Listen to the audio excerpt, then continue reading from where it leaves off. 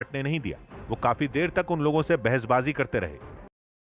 PNB घोटाले में भगौड़े नीरव मोदी को भारत लाने का रास्ता साफ हो गया, क्योंकि यूके की वेस्टमिंस्टर मजिस्ट्रेट कोर्ट ने उसके प्रत्यर्पण को मंजूरी दे दी। न्यूज 18 के संजय सूरी की रिपोर्ट है कि यूके की वेस्टमिंस्टर मजिस्ट्रेट कोर्ट के जज ने दो टूक कहा कि भारत सरकार के नीरव मोदी के खिलाफ सारे आरोप सही है और उसे वहां कई सवालों के जवाब देने हैं, इसलिए नीरव मोदी को भारत प्रत्यर्पित किया जाना चाहिए। यही नहीं, अदालत ने इस बात को भी माना कि उसने इस मामले में गवाहों को डराया, धमकाया और सबूतों से छेड़छाड़ की।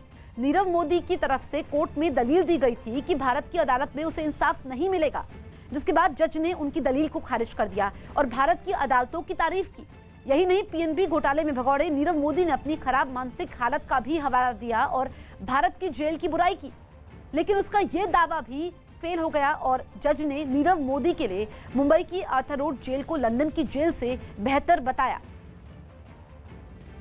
इस बीच भारत सरकार ने नीरव मोदी को वापस लाने की तैयारियां शुरू कर दी। विदेश मंत्रालय की ओर से जानकारी दी गई कि जल्द ही यूके की सरकार से संपर्क किया जाएगा। Magistrate Court has recommended Nirav Modi's extradition to the UK Home Secretary. The government of India would liaise with the UK authorities for his early extradition to India. Siddhivinayak मंदिर में दर्शन का नियम बदल गया। मुंबई के सिद्धिविनायक मंदिर में दर्शन के लिए नियमों को बदल दिया गया। ये फैसला बढ़ते कोरोना खतरे की वजह से लिया गया।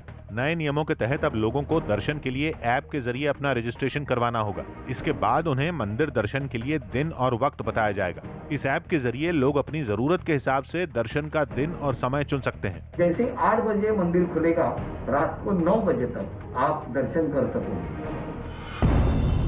खालिस्तान का समर्थन करने वाले 2 आतंकियों के खिलाफ दिल्ली पुलिस ने पटियाला हाउस कोर्ट में चार्जशीट दाखिल कर दी। इन दोनों आतंकियों पर कुछ हिंदूवादी नेताओं की हत्या की साजिश रचने का भी आरोप है।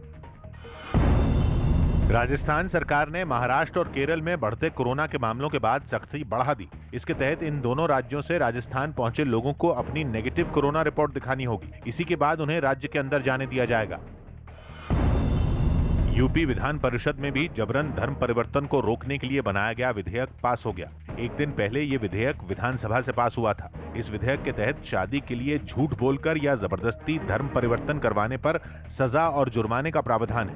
सांप्रदायिक एकता को और अधिक मजबूत करने के लिए इस प्रकार का विधेयक लाया है। पुदुच्चेरी में एक रैली के दौरान प्रधानमंत्री नरेंद्र मोदी ने राहुल गांधी के मछुआरों के लिए अलग मंत्रालय बनाने की मांग पर निशाना साधा। Congress leaders come here and say we will make a fisheries ministry for fishermen. I was shocked. The truth is, it is the current NDA government that had made a ministry for fisheries in 2019. वहीं कांग्रेस एक बार फिर राहुल गांधी के बयान का बचाव करती नजर आई। राहुल जी का ये कहना है कि इस डिपार्टमेंट ऑफ फिशरीज को निकालकर एक स्वतंत्र फिशरीज मंत्रालय बनाया जाए।